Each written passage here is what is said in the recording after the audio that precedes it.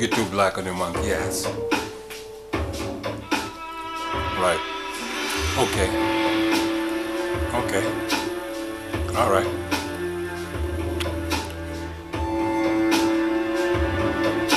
That's where we're gonna take it? We're gonna take it there. Motherfuckers. Right, we're still back on spells. We're gonna get straight to syntaxing. And to show how you can take a donkey to the river, but you can't make this donkey drink, because the donkey's a bitch. Alright? Okay, here we go.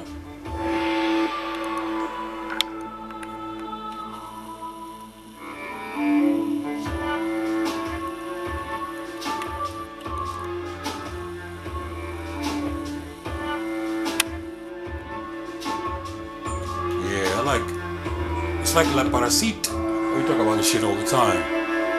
Right. We're gonna go in. What is it? It's here. Right.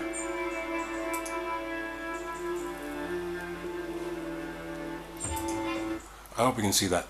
Now the reason I'm doing this is because we are sick and tired of people acting like little bitches. By bitches I mean exhibiting the feminine trait, which is emotion more than logic. Right? Every time we do a talk or put a video out, or when we see in person, we explain these simple things to you. Every time you receive one of these documents, this is a commercial instrument. This instrument, for instance, they claim is worth that amount of money, right there. 1,400, I believe, and whatever else. But this is bullshit, you see, because you can break this down easily. So this is supposed to be a high court enforcement. But this is not, I won't even go into logos and stamps and how this is ridiculous. We start from here, in the High Court of Justice, right? And the Queen's Bench Division. In the High Court of Justice, what? There's nothing after that. In syntaxing or in writing English, proper English, in the High Court of Justice, just by itself, does not constitute a proper sentence. It means nothing. Queen's Bench Division is the fictional side of the court. There is a King's Bench or a Queen's Bench. The division is a fictitious side. What is this? Norwich District Registry? I don't believe there's a district registry in Norwich. Not under the Queen's Bench. There might be one under the Queen's Bench Division. Right, on transfer from Norwich County Court, on transfer from Norwich County Court. Now, if you're going to get involved in this sort of issues, then you can ask for proof that there's a transfer of any claim or case from Norwich County Court to the Queen's Bench Court, in which judicial officer approved it or sanctioned it. Okay, and we're going to go into that. This is all bullshit. This is letter number 2. Okay, so this is a letter. This document is unenforceable. However, the reason I'm bringing this up is because, no matter, like I said about the donkey, you can take it to the river, you cannot make it drink. Now, when somebody called us up late in the evening, acting a little bitch, frightened about this little document, I'm saying, come down. This is easily resolved, right? So this is some sort of Eon Energy Solutions Limited. That's the claimants who made a claim in the county court, who then transferred that claim to the Queen's Bench Division, and they made a claim against a Mr. to begin with, and a defendant. Now the reason I'm putting this up is because this idiot who called us up, we have explained to this language over 1,000 times over a course of a year what these words mean. Eon Solutions Limited is a limited company. It's a company of limited liability. And that company is a corporation. How did a corporation make a claim? How did it write how do you decide for on this claim that everything it says is true and accurate, and he has first-hand knowledge, right? So number one, the corporation cannot be a claimant. So that the reason why you want to see the documents that were transferred from the Norwich County Court to the Queen's Bench Division is because you want to see the signature of the claimant, the true claimant who signed it, versus a Mr. something something who is a defendant. Right. Oh, I'm not going to go into Mr. what a Mr. is. That's a person. A person is equal standing as a corporation, or a person is a corporation. Now, when you accept service of these documents under that title of a Mr., it means you accept liability for that corporation, and you're going to stand as surety for it. All right. Number two, defendant. Well, as long as you're defending the case, you're going to pay. You see, because defending is dishonor in commerce. This is a commercial instrument worth £1,400 or something like that. Okay, right. It gets even nicer. You see, so that the reason why people panic, just I have no clue.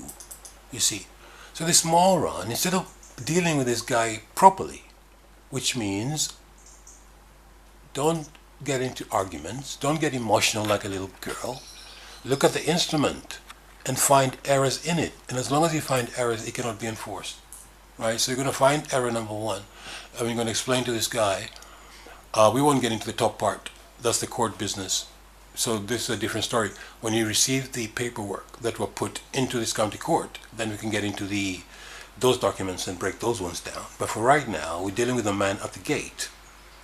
And he showed up with a piece of paper late in the evening, and he's talking about he wants to remove some of your property. And because you're a little bitch, by bitch I mean you're not being a dog, you're not defending your territory, you won't stand up, okay? Instead you whimper and call us, and we've explained these things to you numerous times. Now, very urgent. Oh, is it? I have called today, it says, to remove assets to public auction, as you have not responded to previous correspondence. Now, this is where everything dies, you see. Because, number one, I have called today to remove assets to public auction. Right? Public auctions are auctions that are run under public law. Public law is something run by the government. Since when do you have authority to come to my house, use a private home, to remove any of my assets to go and sell at public auction? You see, the reason for this is because you have not responded to previous correspondence. And I told this idiot, I told this fool, he knows this stuff. He comes to the talks. We have phone calls. I've written numerous documents for him. He knows this stuff. He's just a bitch. He just won't speak up, you see. And I said to him, look, you have not responded to previous correspondence. His stance is, listen, I have received no previous correspondence. Unless you have something called a certificate of service or an affidavit of service. You fool, you see. Now he's dead on number one, this bailiff guy, whoever shows up at the door, because he won't have the certificate of any previous service because he hasn't done it. They never do an effective service of process, you dickhead. That's the entire game, you fucking asshole. Let's carry on. In syntaxing, the fact that the bolded this, or whatever they call it, bold or bold, it's different from the top one. Even this doesn't make any sense. I won't syntax the document right now. I'm just going to go through how to destroy it at the door. You see, so number one, I'm very sorry, but I've received no previous correspondence from you, unless you have with you a certificate of service or an affidavit of service. Thank you very much, Mr. Bailiff. So I'm going to take this document. I'm going to pay this money tomorrow. Please leave my door. Thanks a lot. Goodbye. How easy is this shit? You dickhead. Anyway, we carry on. So removal of assets will take place with or without your presence, and where necessary, an application will be made to the court under paragraph that. Okay? So removal of assets will take place with or without your presence, and where necessary, an application will be made to the court. It's always necessary for a bailiff to apply to a court to break into your house. He's got to make a different application, you idiot. We've shown you the paperwork. Go and look at the bailiff manual. They might have a warrant to remove assets. That's one thing. That is not a warrant to break in, you fool. It's a different warrant. The court has to issue a different warrant to the bailiff to break in. You need to know that, which is separate from the warrant to remove assets, or goods as they call it, removal of goods. Bullshit. All right? So these things called schedules and tribunals and then enforcements, you see, is enforcement. So it's going to force you to act. It's going to force men to act. These apply on the mister here, okay? But people who are awake, or people who have are taking control of their states, they're removing this mister from their identity, so to speak. So they're no longer known as a mister, so that these statutes don't apply on them, you see, and doing due diligence, being competent. Anyway, we'll get to the mister. Right, these paragraphs and schedules and codes and regulations and rules and procedures apply on corporate fictions, persons only now. The guy gives you a cake as well, you fool. Instead of reading this thing, you panic and like a little girl. It says right here, to avoid this course of action. So how easy is that? So you don't have to panic. So in order for you to avoid them going to court to get this order to break into your property, all you have to do is follow what is told you. Stick to the agreement instead of arguing with him. So say to him, yes, I wish to avoid this course of action and any additional cost. Okay, it's imperative that you contact me on the number provided in order to make payment. Right? If you're the defendant, when you make contact, please provide your telephone number and email address. There you go. Matter is resolved. Right there. Okay?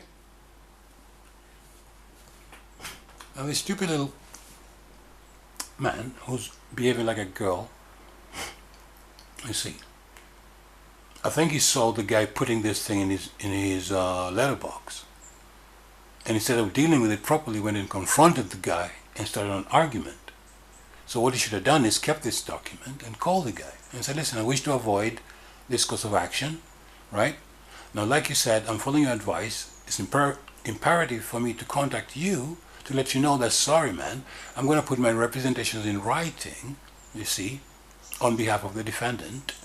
Okay, so take no further action from now on, and that's done it. And you're going to put your stuff in writing properly and deal with this particular document. Syntax it, break it down, and send it back to him so you cannot enforce this.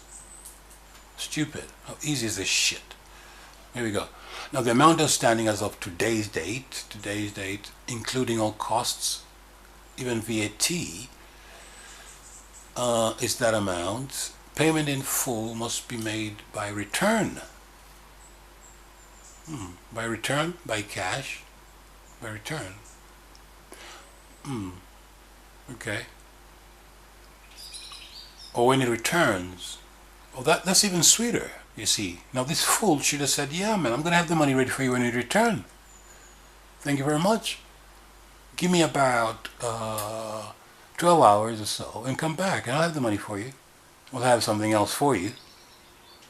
But this thing will be resolved. Either by my resolution, by cash or bankers draft, payable to High Court Enforcement Group, which is not High Court Enforcement Limited. I don't know. Right, if you fail to make payment and there are insufficient goods to cover your debt, very nice. Debt, when we syntax that, we can explain to this guy what a debt is. A return will be made to this writ of control, which will enable the claimant to take insolvency proceedings of either compulsory liquidation or bankruptcy against you. There you go. They have, oh, a bailiff cannot do anything. All he can do is go and apply in this court. You see, so he's giving you so many options. So you don't have to be a bitch. He's giving you an option right here to make contact with him. So you can put a proposal, right?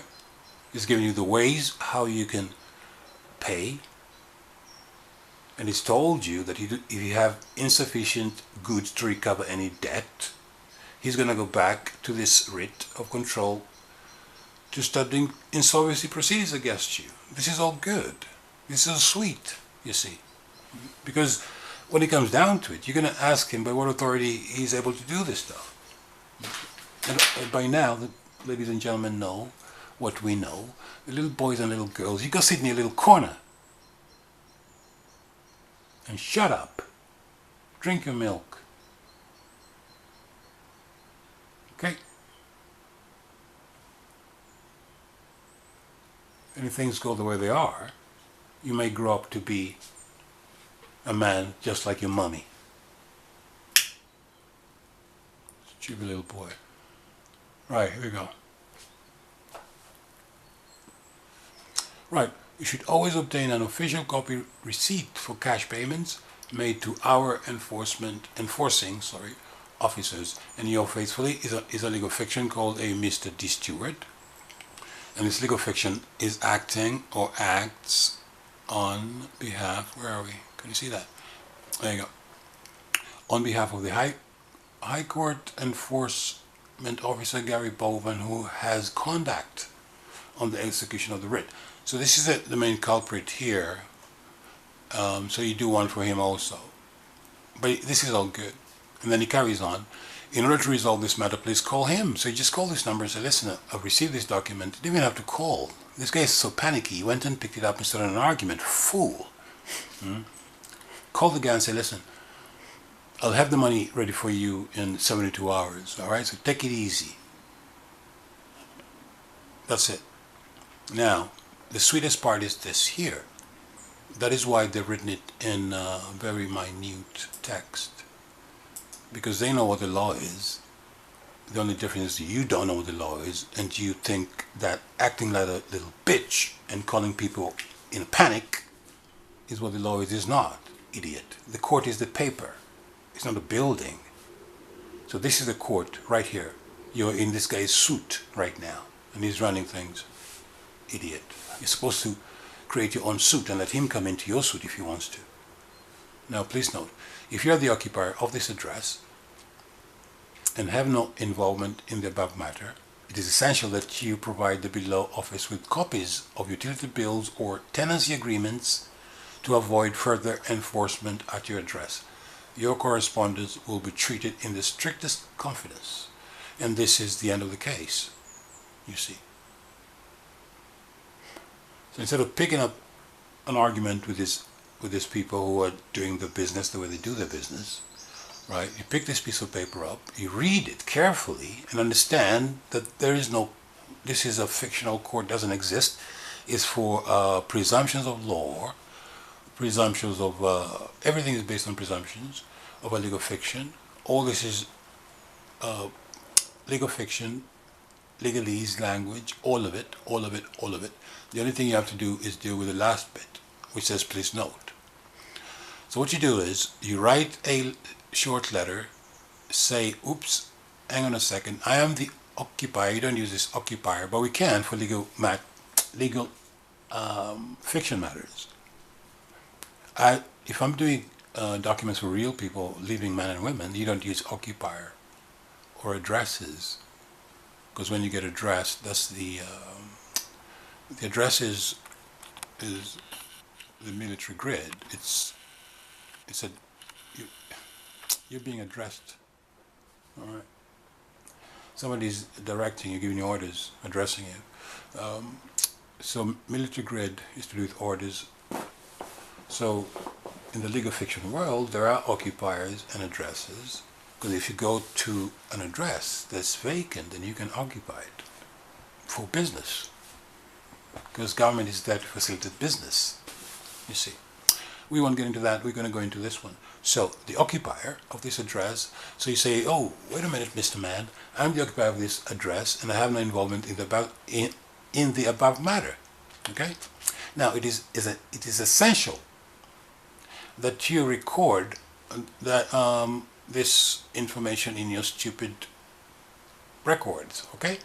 Please find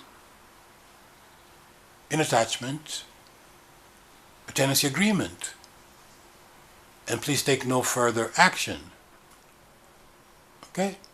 And furthermore, treat this matter in the strictest confidence. Right there, thank you very much. One sentence, done.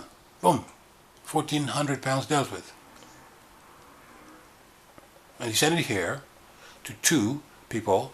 Number one is Mr. D. Stewart, who's a legal fiction. Gary Bowen is the man who is responsible for D. Stewart, and he sent a copy to him and said, listen guys, chill out. I have no involvement in this matter. You're going to get zero, and they're going to change their records to say this. You have a new tenancy. This is your tenancy agreement. Boom, done deed. Finished. How easy is that? So this is how you deal with high court or people pretending to be high court enforcement officers out of a non-existent court. I think this might be out of Norwich, probably Northampton, the fake, what is it called? That business center place. They have a business center where you have business issues, you go and deal with them that way. So your business center, if you don't pay it, is going to be transferred to the high court enforcement people, and then they're going to come and take your things away. So how easy is that? So point is this: don't call us with bullshit, man. We've had enough of your crap. We don't play with this shit. This is a lifestyle for us, right? We do this every day, syntaxing or dealing with these instruments every day. See, what if you know that you're scared, you have no heart or courage or stomach for this stuff, don't come and give us stories, man, and make us write all these contracts for you if you're not going to use them, you idiot. What's the point? Anywho, take it Tooblack on your monkey ass. Yeah, kiss my ass.